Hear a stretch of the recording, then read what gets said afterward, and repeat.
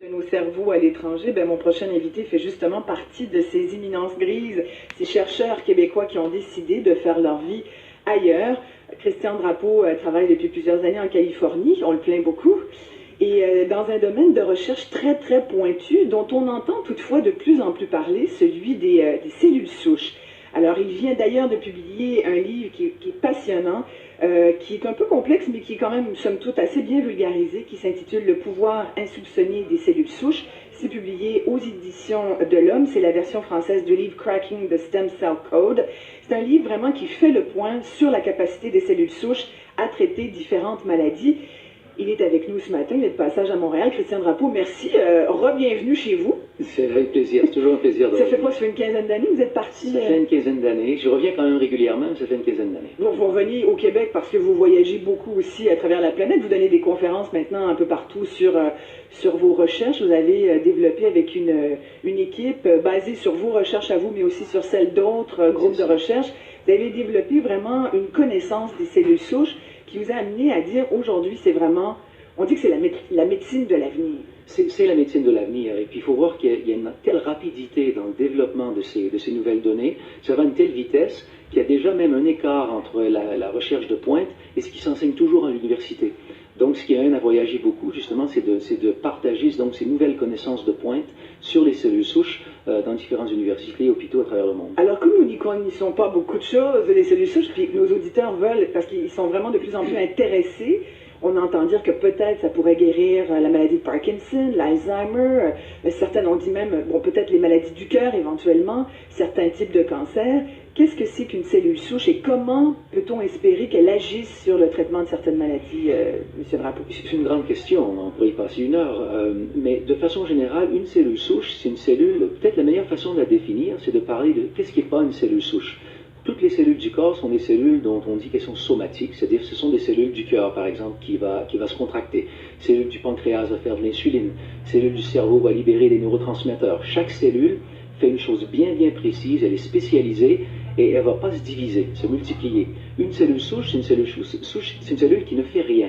Elle n'a aucun rôle particulier. Son rôle, en fait, c'est dans sa capacité à se transformer dans un autre type de cellule qui sera une cellule spécialisée. Donc, c'est une banque de cellules qui est là en attente pour pouvoir réparer le corps durant la vie d'un individu. Pourquoi on les appelle souches? Est-ce que ce sont des cellules qui sont là depuis le début, depuis notre naissance, dans l'embryon, par exemple? Parce qu'il y a deux types de cellules souches. Il y a les cellules embryonnaires et il y a celles qu'on appelle adultes. Ce sont deux types différents. Tout à fait. Cellules souches embryonnaires, il y a déjà beaucoup de confusion déjà là. Ouais. Cellules souches embryonnaires, ce sont des cellules qui sont présentes chez l'embryon. L'embryon très très jeune, hein. On parle d'un embryon de quelques jours, 8 à 10 jours. Les cellules dans l'embryon peuvent tous devenir en fait un individu à plein. Donc ce sont des cellules qu'on dit totipotentes, elles peuvent toutes faire. Et après, au développement du fœtus, déjà au niveau du fœtus, les cellules qu'on retrouve, ce sont des cellules qui sont beaucoup plus proches de ce qu'on appelle aujourd'hui cellules souches adultes. Et puis à la naissance, on a un cordon ombilical, dans le placenta, enfin un peu partout, dès là, à partir de la naissance d'un individu, on parle de cellules souches adultes. Donc ça n'a pas vraiment affaire à un adulte, mais de façon générale, on les appelle cellules souches adultes. Et est-ce que ces deux types de cellules souches, donc les embryonnaires et les adultes, peuvent toutes les deux aider à guérir, à traiter certaines maladies? Tout à fait. Il y a une confusion énorme, même au sein de la communauté scientifique, entre ces deux types de cellules-là, parce que les cellules souches embryonnaires, comme elles ont la capacité de devenir un organisme entier. Donc, elles ont un pouvoir quand même qui est assez fantastique et qui nous subjugue un peu. Alors que les cellules souches adultes ont beaucoup moins de capacité à devenir comme ça toutes les cellules du corps, ou du moins à reproduire un organisme. Mais là où on se rend compte qu'il y a pas un problème, en fait, le conflit au niveau de l'information, c'est que les cellules souches embryonnaires se comportent très bien dans une éprouvette, mais dans le corps humain, elles présentent d'autres types de problèmes, donc justement le fait qu'elles peuvent devenir n'importe quoi, ça donne naissance à des tumeurs. Donc c'est toujours l'obstacle principal à l'utilisation des cellules souches embryonnaires.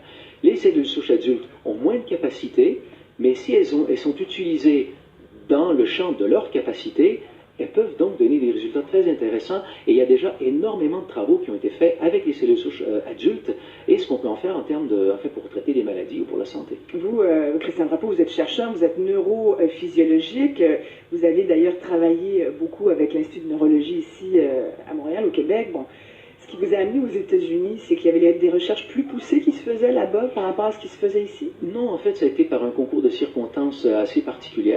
Simplement, on est venu me chercher pour faire des recherches sur certains produits, à base d'herbes, des produits qui avaient des effets particuliers intéressants sur la santé. Et on a essayé de trouver quel était le mécanisme d'action. Et à travers ces recherches, donc c'est à partir cette plante avait comme effet d'augmenter la concentration, l'attention. Donc du coup, à travers mes connaissances en neurophysiologie... C'est un type d'algue, hein? C'est un type d'algue, voilà, un type d'algue bleue. Et en étudiant le produit, on s'est aperçu qu'il y avait en fait d'autres effets, et de fil en aiguille, on en est arrivé à identifier un effet sur les cellules souches adultes. Cette plante stimule la libération des cellules souches adultes de la moelle osseuse. Donc ce qui m'a amené à étudier, mais quel est l'impact de ça au niveau de la santé? Et là, ça a entraîné une recherche comme ça de la littérature qui en est arrivée donc au livre en question, qui a plus de 400 références scientifiques, qui démontrent bien quel est le rôle naturel des cellules souches dans le corps humain, qu'est-ce qu'elles font depuis la naissance, et qu'est-ce qu'on peut faire pour supporter cette fonction naturelle du corps humain, qui est en fait la fonction, si je peux dire, d'auto-réparation, d'auto-guérison du corps, qui est réelle. C'est ça qui est fabuleux, ça.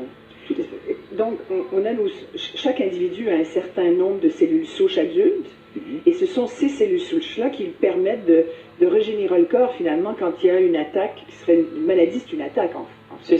C'est ça.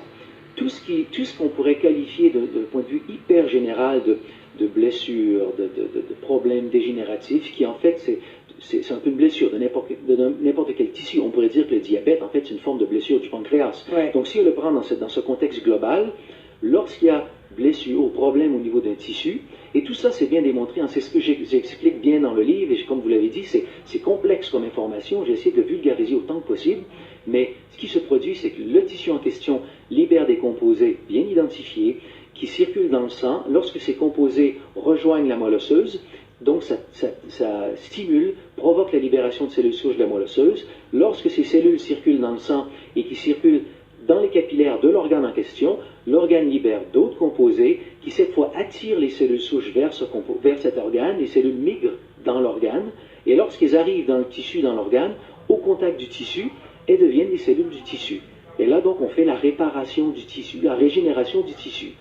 Et là, à partir de ça, on pourrait se dire, mais à ce moment-là, pourquoi, si ce phénomène-là est en place, pourquoi des gens développent quand même des problèmes? Et là, ce qu'on s'aperçoit, mais ça c'est tout récent, c'est publié dans la dernière année, c'est qu'on s'aperçoit qu'il y a un lien direct qui est en train de s'établir entre le nombre de cellules souches en circulation dans le sang et le risque que les personnes ont à développer certains problèmes. Plus de cellules au niveau du sang, donc plus de cellules sont disponibles à chaque jour pour migrer de façon quotidienne dans les tissus pour faire la réparation quotidienne. Donc, c'est qu'on n'a pas tous le même nombre de cellules souches à la base, adultes. C'est pas simple comme question, parce que c'est tellement nouveau comme domaine d'étude. Je dirais qu'effectivement, on n'a pas tous le même nombre de cellules, mais ça ne veut pas nécessairement dire que c'est parce que c'est des propriétés, si je pourrais dire, individuelles. C'est relié, en fait, on le voit, au système, l'inflammation qu'on peut avoir dans le corps, par exemple, va embrouiller les cellules souches dans leur capacité à identifier vers quel tissu devrait aller. L'alimentation, le niveau d'exercice. Plus on fait d'exercice, plus on a de circulation, plus on peut livrer ces cellules souches vers tous les tissus. Donc il y a une foule d'éléments qui font en sorte que notre système général, si je pourrais dire, de physiologie des cellules souches, va fonctionner plus ou moins bien. Mais il y a aussi le nombre des cellules souches qui va diminuer aussi avec l'âge. Donc il y a plein de facteurs qui rentrent en ligne de compte pour déterminer quelle va être notre capacité, si je peux dire, à se réparer. Mais la conclusion générale, c'est que peu importe ce qu'on fait, si on peut faire quelque chose pour aider ces cellules souches, des antioxydants, diminuer l'inflammation dans son alimentation, si je peux dire, ou les aliments qui génèrent l'inflammation, augmenter l'exercice, du bon repos, tout ça. Vous parlez de prévention, carrément. Tout ça va contribuer. Et d'ailleurs, ce livre-là, il ouvre une nouvelle voie dans la pratique d'une certaine médecine assez traditionnelle. Parce que quand on commence à dire, écoutez, peut-être qu'on peut réussir à guérir l'Alzheimer, peut-être qu'on peut même, éventuellement, là pour l'instant, il n'y a pas d'études qui prouvent qu'on peut intervenir au niveau du cerveau, parce que c'est un vrai problème. Il y a des gens qui développent beaucoup de tumeurs au cerveau. Bon, les cellules souches, on va en parler, si vous voulez bien, Christian Drapeau, après la pause, mais est-ce qu'on peut éventuellement penser qu'elles puissent régler l'essentiel de nos problèmes de santé? C'est une question intéressante. Tout de suite après.